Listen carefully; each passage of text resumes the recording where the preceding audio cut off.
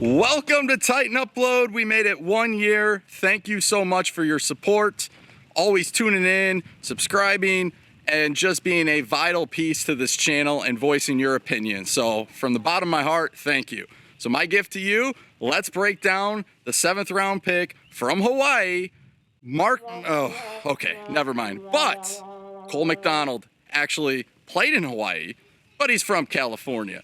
So what will he look like in this Titans offense in 2020?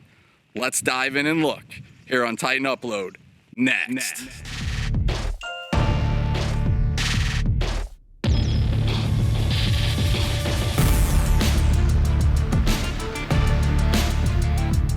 Cole McDonald, can he make it for the Tennessee Titans, and will he be on the roster in 2020?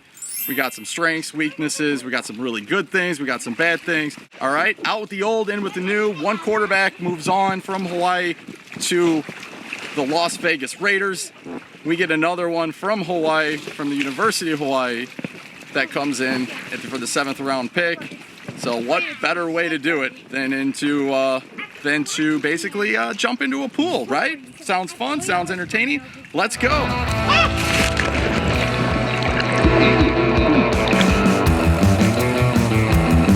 So Cole McDonald, 6'4", 205, runs a 4.9 out of high school and did not see any Division I offers.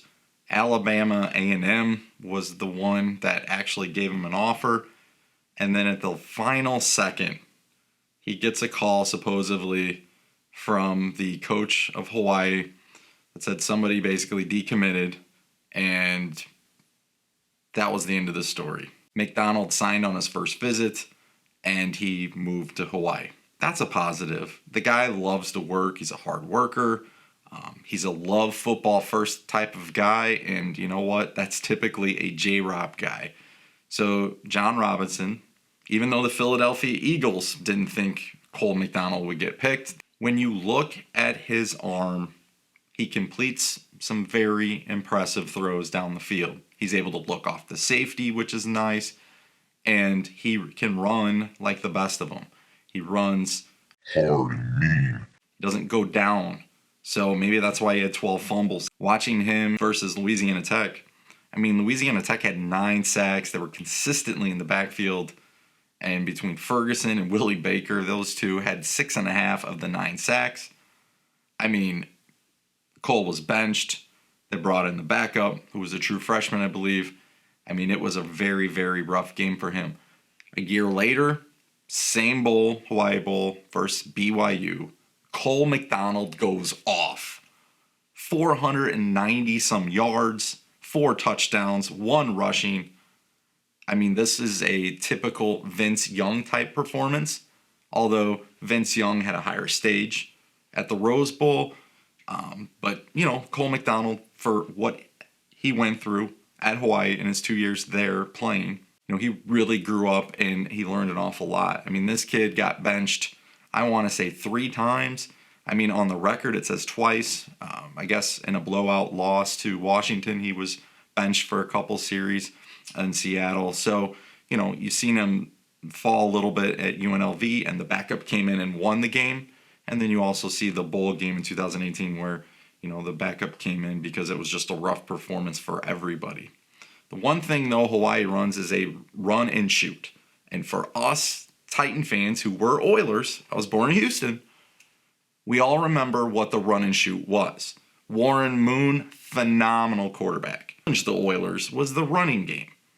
And eventually it caught up to us. We all remember the Buffalo Bill game, up 35-3.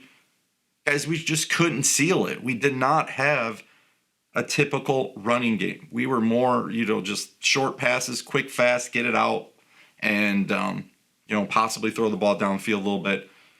Cole McDonald comes from this type of system, the run and shoot.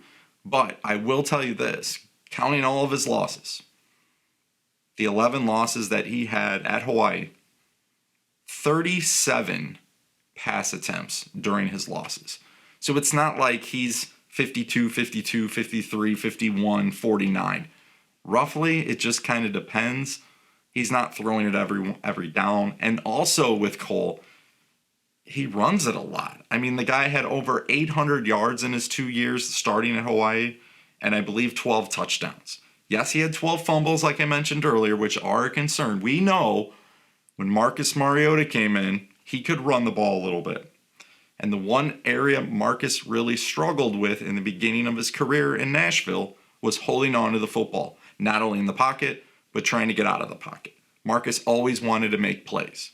He will try to bulldoze you over. That's Cole McDonald for you. So, quarterbacks from Hawaii, how do they fare in the NFL? Can you remember any of them?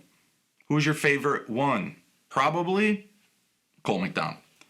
But Cole McDonald, I think, ranks 4th in passing in Hawaii history. Number 1 was Timmy Chang, who had over 17,000 yards. Didn't even get drafted in the NFL. Now, did he play? He got picked up by like the Chiefs, undrafted free agent after the draft or whatever, and bounced around from a few teams. But like I said, not a very solid career, so to speak, in the NFL. And then Colt Brennan is the one we probably remember the most, being drafted 6th round from Washington, threw for over 14,000 yards in Hawaii. And then you also have, which many of us probably don't know him. I didn't really remember him too much. I think he was more around 2011, Moniz. But he basically 10,000 yards. And I don't really remember too much about him in the NFL as well. So when you look at it from that perspective, I mean, I'm going to remember Michael Carter the most, just for the simple fact that in the only bowl win on the mainland for Hawaii, yes, they in 1992, fun fact for you here in Titan Upload, they beat Illinois. Go figure. So for me personally, kind of like Illinois, but I actually kind of like Illinois. So, it is what it is. But yeah, Michael Carter was the quarterback in 1992. So don't forget to subscribe, like, share, just leave a comment. Just love to hear from you. Your perspective. Did the Titans get it right with Cole McDonald? But more importantly, where does Cole McDonald fit in this offense? Is he going to be a hill like in New Orleans, as I mentioned earlier? Do you see him being the backup? Do you see him winning the backup on many of our live shows here on Titan Upload? There are a lot of comments that said Cole McDonald will win the backup role. Or if he is the third quarterback and Logan Woodside is the backup guy, then what do you do with Cole McDonald? Do you keep 3? Or do you put him on the practice squad or try to? I mean, what are your expectations for this 7th round pick? Now, we know what happened with Luke Falk in the 6th round. We traded him to Miami like a week before the opening game, which we ended up playing at Miami. And quarterbacks usually know the most when you're talking playbook. And the Titans were okay with sending him to Miami, even though we were playing Miami. Now, Luke Falk has bounced around a couple times. I think he ended up playing in New York for the Jets. But my point is that the best that Cole McDonald can be for the Titans? Definitely leave a comment below, and I want to hear about you. Why should we be optimistic as Titan fans about Cole McDonald? Me personally, I got 2 reasons. 1, played in a run and shoot offense. What can he do in this Titans offense? What can he do with Derrick Henry? What can he do with an offensive line? And let's be honest, Ryan Tannehill, this is his team probably for the next 3 years, at least. So Cole McDonald can learn. We can be patient with him. A lot's going to rest on offensive coaches. Like I already mentioned, Pat O'Hara and Arthur Smith. A lot's going to rest on them to get this right and get it done. But man, if you think about it, if this works out for the Titans, they may have their backup for the next couple years. The other side of it, don't worry about him. Maybe he wasn't picked to be a backup. Maybe he was picked to basically throw him in the game, maybe in a wildcat situation, maybe in some kind of gimmick play situation, maybe just in that Marcus Mariota role that he played in the playoffs or the last game versus the Texans. Maybe that was the design here, to bring some different elements to the offense. So I don't know what you think, but my second reason what gives me hope is this guy's battle tested. Not only physically, but mentally. He knows he has to fix some of his arm motion technique. He knows he is a very slow release guy, and ultimately in the NFL, that probably won't work very well. He probably knows he doesn't have a lot of zip or velocity on his throws. But I've seen him work. I've seen him in video clips consistently working. What I've been told, what I've heard, is from numerous people that Cole McDonald loves the game, wants to improve, wants to work at anything to make him better.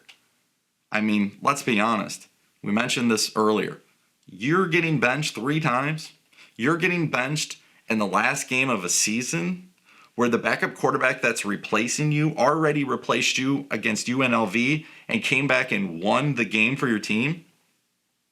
And you're going into 2019. What do a lot of quarterbacks do nowadays? They transfer.